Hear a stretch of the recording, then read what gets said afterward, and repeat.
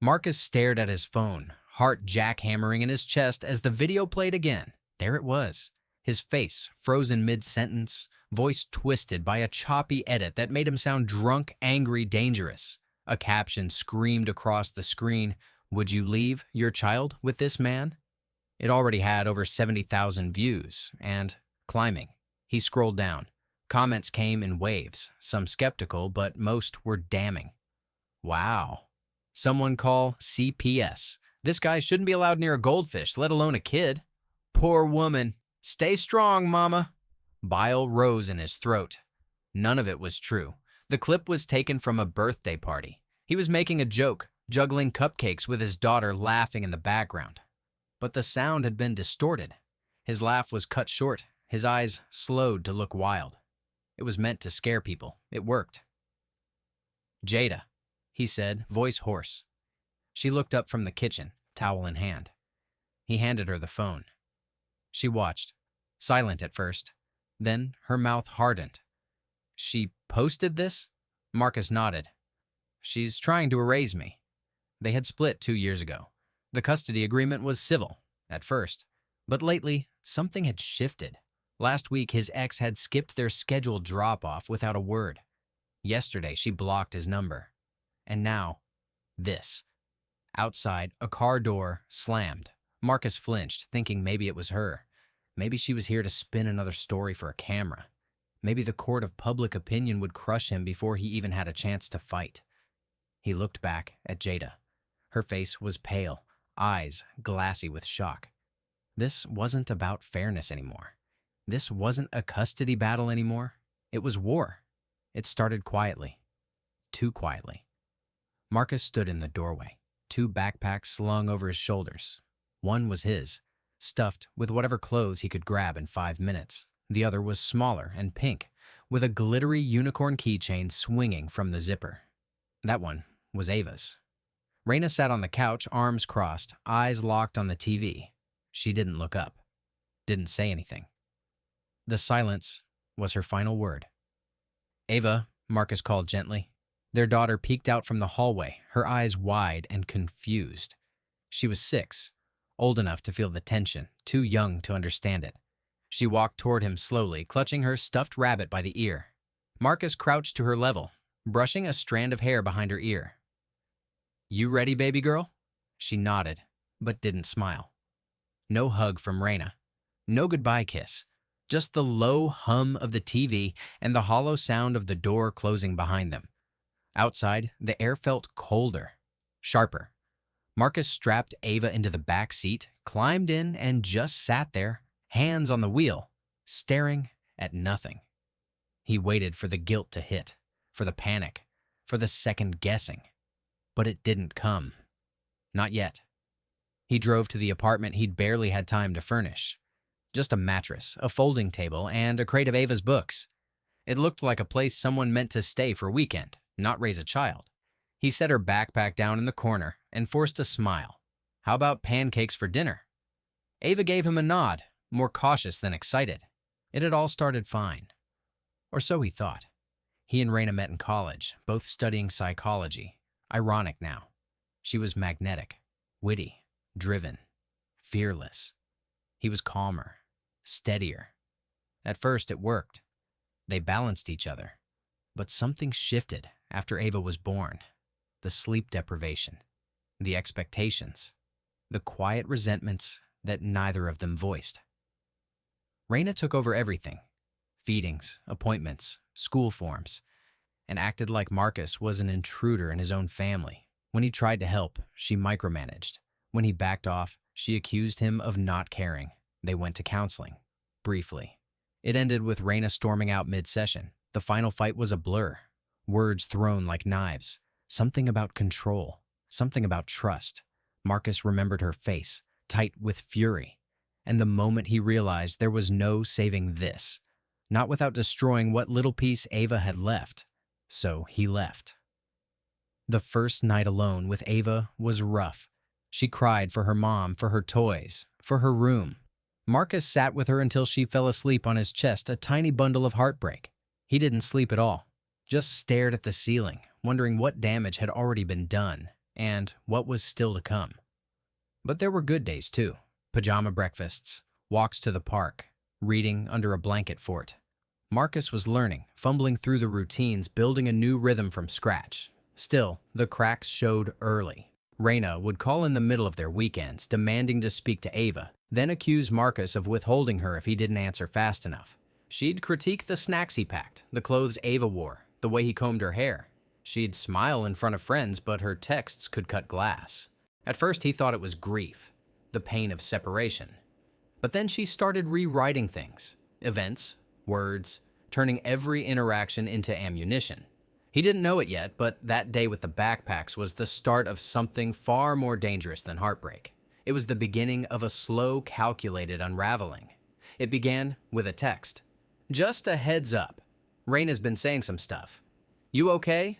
Marcus stared at the screen, thumbs hovering, unsure how to respond. It was from Sean, a mutual friend from college who'd always played the neutral card. Marcus appreciated the concern, but the words unsettled him. Some stuff. Within a week, stuff became a wave. First came the whispers. Friends stopped replying to texts. Playdates were quietly canceled. One mom in Ava's class looked through him at pickup, like he didn't exist. Another gave him that tight-lipped smile people wear when they've already chosen a side. Then came the phone call from Ava's pediatrician's office. They needed confirmation of custody documentation. Raina had called earlier, insisting Marcus didn't have legal authority to make medical decisions. It wasn't true, but it was enough to delay Ava's flu shot. The final blow came on a Tuesday morning when Marcus opened the door to find a man in a windbreaker, holding a thick envelope. "Marcus Bell?" "Yeah." "You've been served." The man walked away without another word. Marcus stood in the doorway, envelope in hand, sunlight burning into the side of his face. Inside was a motion for full custody. The claims were stacked high. Allegations of emotional instability, neglect, erratic behavior. Each sentence felt like a blow to the chest. He read it twice, then a third time, and still, the words didn't feel real. He hadn't hit her.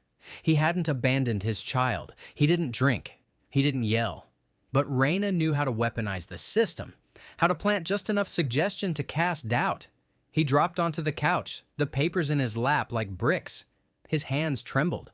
What if a judge believed her? "What's going on?" Jada's voice came from the hallway. He didn't answer right away. Jada, his sister, had moved in temporarily after her lease ended. She was supposed to stay for a month. That was 6 months ago. She'd become an anchor. Watching Ava when Marcus had long shifts, keeping him sane when everything else started to slide. He handed her the papers. She skimmed them quickly, jaw tightening. This is a hit job. Marcus ran a hand over his face.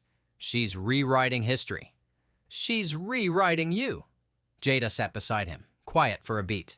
"We fight this, with facts, with timestamps, with receipts. You don't roll over." He wanted to believe it would be enough. But Raina's campaign was subtle and relentless. She'd always been good with people, charming, articulate, believable. Her stories weren't wild accusations. They were quiet implications wrapped in concern. "I'm just worried about Ava's environment. I'm not sure Marcus is coping well. He seems unstable lately. Have you noticed?" The kind of lies that didn't need proof, just repetition. The gaslighting had started even before the split. He remembered nights where she'd insist he'd forgotten to pick up milk when he was sure she never asked, or when she'd say, "You're always angry," even when he was calm. He started second-guessing everything. What he'd said, what he'd done, who he was. Now she was turning that same slow erosion outward, making people question what they thought they knew about him. Marcus stood and looked out the window, watching Ava ride her scooter on the sidewalk. She wobbled, caught her balance, and kept going. "I don't care what Raina says about me," he said quietly. "But if she twists Ava against me, she won't," Jada said. "Not if we stay smart. Not if we stay steady." He didn't respond. He didn't trust the court system. He didn't trust the people who used to be his friends. He didn't trust anything except the way Ava's hand felt when she slipped it into his, and the quiet certainty that she still saw him, really saw him. as her dad. But this wasn't just about parenting anymore, it was about survival. It started in the comment section of a parenting forum Marcus didn't even know existed. A screenshot landed in his inbox from another old college friend, someone he hadn't spoken to in months. The subject line read, "You need to see this." Attached was a thread titled, "Warning, be cautious of this dad in Midtown." The post was anonymous. The photo wasn't. There he was, Marcus, blurry, mid-step, holding Ava's hand in front of the grocery store. The caption was surgical. "He looks so sweet, doesn't he?" That's the scary part. Abusers don't always look like monsters. The comments snowballed from there. "I think I've seen him. His kid looked scared. Creepy vibe. Trust your instincts, mamas." If the mom's trying to protect the child, I stand with her. Marcus stared at the screen, a hollow feeling tunneling through his chest. He refreshed the page. New replies, new reposts, screenshots began circulating on Reddit, then Facebook parenting groups. Within hours, the photo was everywhere. So were the lies. Another post appeared 2 days later, a testimonial from a user claiming to have dated him. She described him as cold, manipulative, prone to mood swings. No name, no details, just enough to fuel the fire. Marcus knew it was fake. He hadn't dated anyone seriously since Raina. But truth didn't matter here. Perception did. He sat at the kitchen table, scrolling through post after post, watching his life fracture into versions of himself he didn't recognize. Each click chipped away at something inside him. "She's turning the internet into a courtroom," he muttered. "She's making herself the judge and jury," Jada replied, arms crossed as she read over his shoulder. "This is reputation assassination." "I don't even know how to fight this," Marcus said. "It's not evidence. It's a smear campaign." Jada tapped her phone. "I think I found someone who does." Enter Gideon Price, 42, sharp suit, sharper mind. He met Marcus at a downtown cafe 3 days later. No nonsense, no small talk. He slid a legal pad across the table and got right to it. "I specialize in digital defamation tied to custody disputes," Gideon said. "What you're dealing with is a coordinated online character attack, common in high-conflict separations, especially when one party is more tech-savvy or image-conscious." "You mean she's winning," Marcus said. "Not necessarily," Gideon replied, "but she's loud. And in this digital age, loud often looks like truth." He explained how these forums and social media posts, while not admissible as hard evidence, shape public perception and sometimes even influence court-appointed evaluators. He talked about digital forensics, metadata, and IP tracing.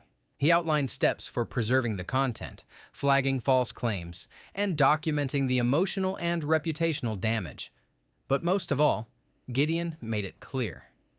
Marcus couldn't stay passive. "You're in a digital war," he said. "Your silence isn't noble, it's dangerous." Marcus exhaled slowly, shoulders slumping under the weight of it all. "I didn't think it would go this far. I just wanted to be a father." "You still are," Gideon said. "But now, you also have to be your own advocate."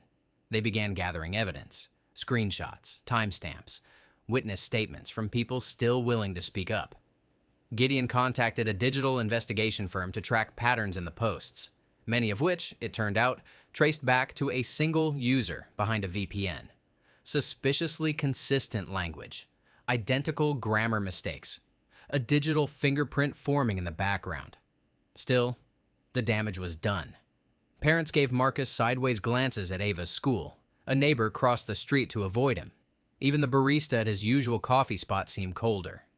At night, Ava asked why people didn't wave back anymore. Marcus didn't know how to explain to a child that sometimes the world chooses a story over the truth. He looked at her across the dinner table, swinging her legs, humming to herself, still safe for now. But how long would that last? They were winning the internet, but he wasn't ready to lose his daughter. It had been 2 weeks since Marcus and Gideon's meeting, and the air in the courtroom was tense, thick with anticipation. The battle had shifted, and Marcus was no longer just a man trying to prove he was a fit father. He was a man fighting for his reputation, for his daughter's future, and for the truth. The court was on edge. Reina's legal team, as polished as they were relentless, had presented their case in a carefully curated sequence. Allegations, edited photos, and even testimonies from online strangers who'd claimed to have seen Marcus in distressing situations. They spoke in calm, practiced tones, making it feel like they were reading from a script designed to push buttons rather than convey fact. Then it was Gideon's turn. He stood with quiet confidence, his hand brushing over the folder of evidence he'd meticulously compiled over the last weeks. "Your Honor, we have here documented proof that much of the material used against my client is not only false but coordinated," Gideon began. "This is not a case of spontaneous online chatter. This is a targeted attack." He held up the first piece of evidence, screenshots of the parenting forum posts, the ones that had spread like wildfire across the internet. Then he presented the IP tracing results. A line of text appeared on the projector screen, listing the identifying information of the account responsible for the majority of the defamatory posts. "Through the help of a digital forensic expert, we have traced the origin of these posts," Gideon continued. "They all point to a single source. An account that, I'll remind the court, is not anonymous, but deliberately constructed to slander Mr. Bell's character. This account has been linked directly to the defendant, Reina Bell." The room went still. Even Reina's lawyer, a woman with sharp glasses and a tight smile, froze for a moment.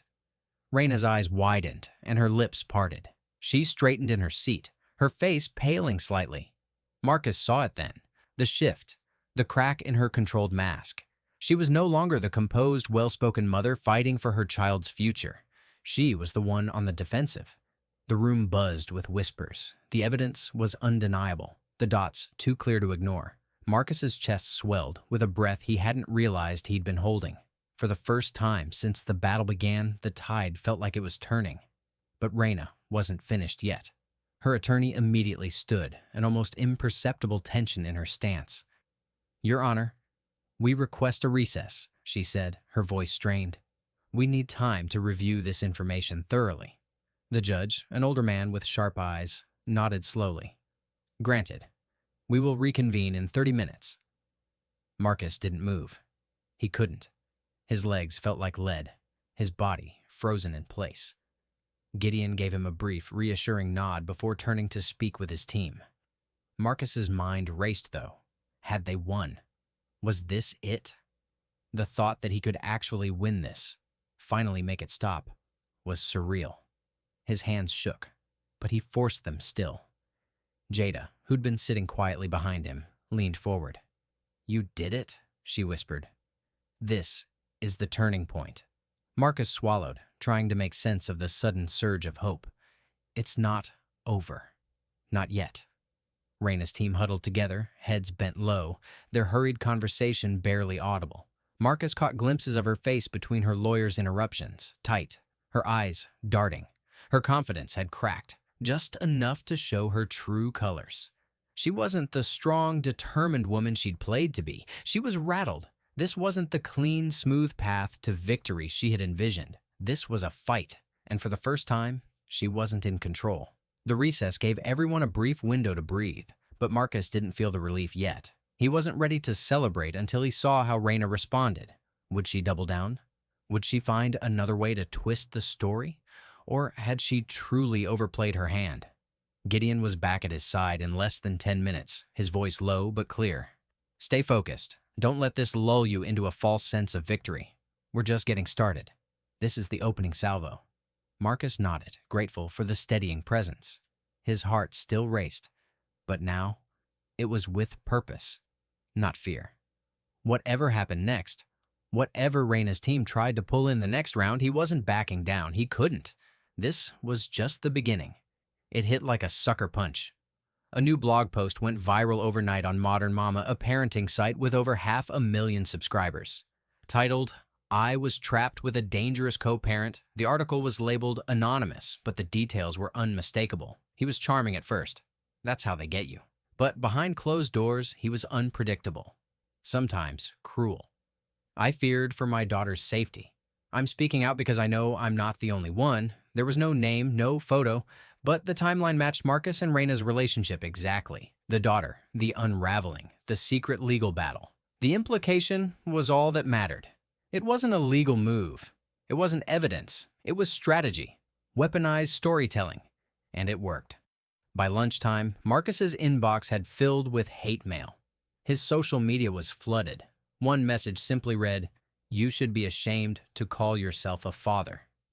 That afternoon, a white SUV pulled up outside the house. A woman stepped out wearing a navy vest with the letters CPS across the back. Marcus answered the door with Ava at his side. "Mr. Bell?" she asked. He nodded, already knowing. "Come in." The visit was professional but heavy. The caseworker, Ms. Hargrove, had a soft but guarded voice. She explained that a report had been filed, concern for Ava's emotional and physical well-being. The wording matched the blog post too closely to be coincidence. Jada sat in the corner, arms folded tightly, watching every interaction. Ava sat beside Marcus on the couch, clutching her stuffed rabbit again, sensing the tension but unsure of its shape. "Has your dad ever hurt you or scared you?" Ms. Hargrove asked gently. Ava shook her head. He makes pancakes. The interview lasted nearly 2 hours. Ms. Hargrove asked about school, meals, discipline, bedtime routines. She walked through the apartment. She checked the fridge, Ava's room, the bathroom. When she finally stood to leave, she offered a small, almost reluctant smile. "From what I've seen here today, there's no cause for concern," she said. "I'll need to file a report, but—" She hesitated, voice lowering. "You're not the first dad I've seen in a case like this. Just keep everything documented and stay steady. That's what your daughter needs." Marcus thanked her, held the door, then leaned against it after it closed, the weight of it all sinking in. "She won't stop," he said. "She lost in court, so now she's coming through the back door." "She's trying to get you to crack," Jada said. "She wants you to blow up to make it easy for her. I can't keep explaining I'm not a monster." "You don't have to," Jada said. "Just keep being you. Ava knows. That's what matters." It helped, but only a little. Later that night, as Marcus tucked Ava in, she looked up at him and asked, "Why do people think you're bad?" His heart stalled. He smoothed her blanket and chose his words carefully. "Sometimes, when people are hurting, they say things that aren't true. And other people believe it because they don't know better." Ava blinked at him, thoughtful. "But I know you." He kissed her forehead, trying to swallow the lump in his throat. "Yeah, baby. You do." In the living room, his son Caleb, Jada's 10-year-old, sat playing a video game, headphones off, clearly listening. He looked up and said, "My dad left when I was 6. You're a better dad than he ever was." Marcus smiled, touched in a place too deep for words. The attacks were invisible, but the damage was real. They came through screens and whispers, through anonymous stories and filed reports. But the resistance was real too. Quieter, but stronger. Found in bedtime stories. Pancakes. Truth. He wasn't just fighting for custody anymore, he was fighting for perception, for identity, for his child's memory of who her father really was. The blog post was still spreading, the comments were still piling up. But when Marcus turned out the lights and sat beside Jada on the couch, he felt something different settle in. Resolve.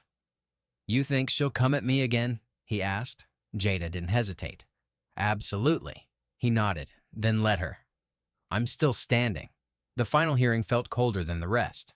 No cameras, no outbursts, just fluorescent lights, the soft clack of shoes on the polished floor, and the hum of something unspoken sitting heavy in the room.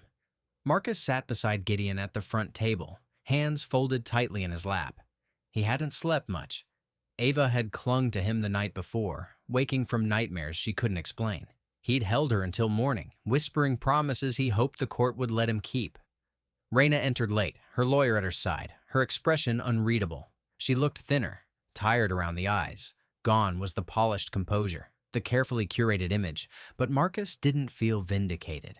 He felt sad. The judge glanced over the final documents, the reports from CPS, the digital forensics, the testimonies, the screenshots, the months of pain folded into silent manila folders. Everything was before him. "Both parties have had ample opportunity to present their cases," he began, voice even. "And this court has carefully considered all evidence and testimony. This has been a particularly difficult case, not because the facts were unclear, but because the consequences are so personal. so deeply felt on both sides. He paused, glancing first at Raina, then Marcus. It is the opinion of this court that Mr. Marcus Bell has demonstrated not only the capacity to provide a safe, stable environment for his daughter, but a consistent willingness to rise above provocation and put her needs first. A breath caught in Marcus's throat. Effective immediately, full legal and physical custody of Ava Bell is awarded to Mr. Bell. Supervised visitation for Ms. Raina Bell will be arranged, with conditions to be reviewed quarterly. Silence. For a long moment, no one moved. Then Raina let out a sound, half laugh, half sob, and covered her face with both hands. Her lawyer touched her arm, whispered something, but she didn't look up. Her body shook with silent cries, and Marcus felt something inside him tighten.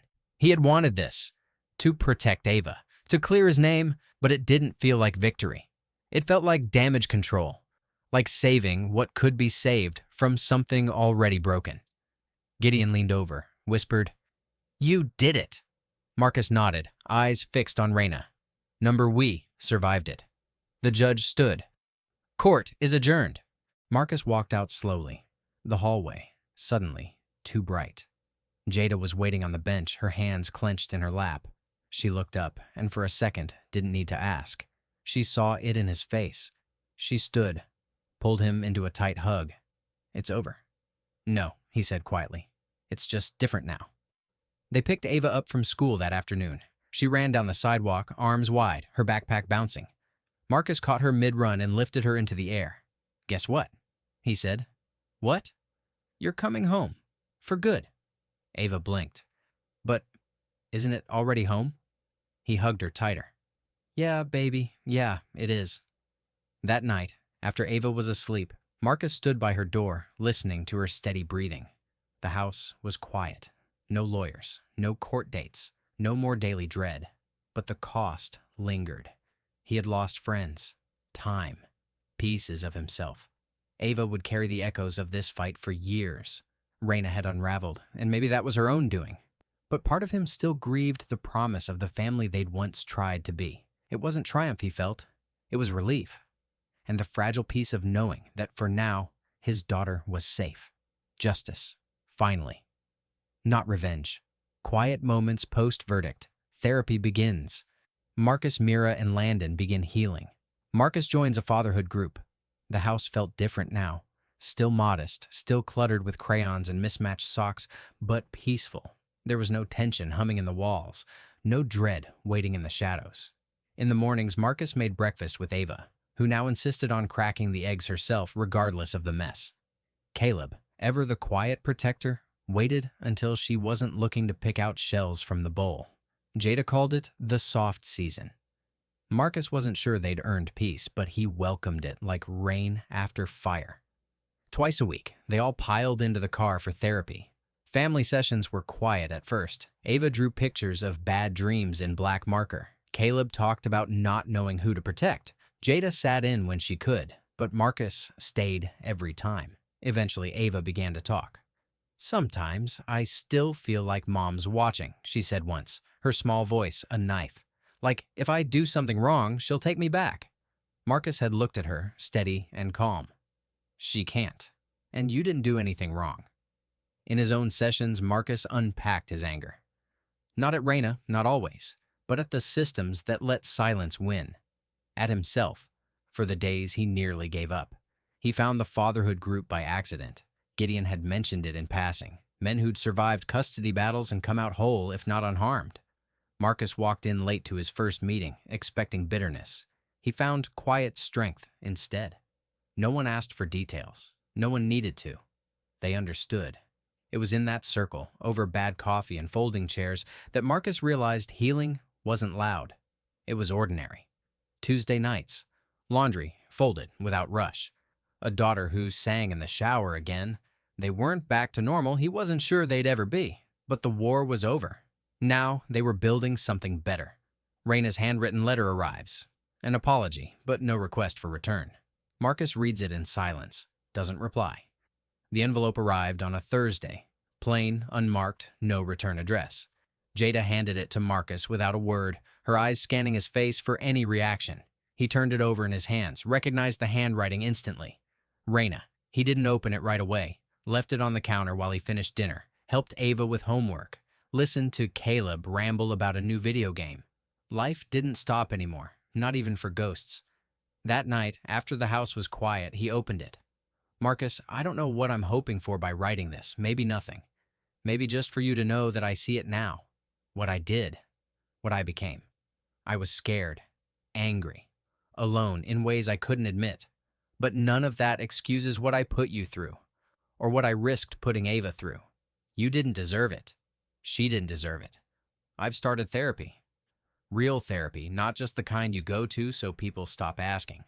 I don't expect forgiveness. I'm not asking for Ava back. I know I need to earn anything I want, and even then, maybe I won't deserve it, but I wanted to say this much. I'm sorry. Take care of her.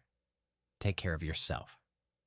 Raina Marcus read it twice, then folded it slowly and slid it back into the envelope. He didn't cry, didn't smile. He just sat there, the quiet pressing around him. He didn't show it to Ava. Not yet. Maybe not ever. He placed the letter in the drawer beside his bed. A record. A gesture. A whisper from a life he no longer lived. He never wrote back. Some things were better left silent. Life stabilizes. Jada and Marcus grow closer. The kids are thriving. Marcus is offered a promotion.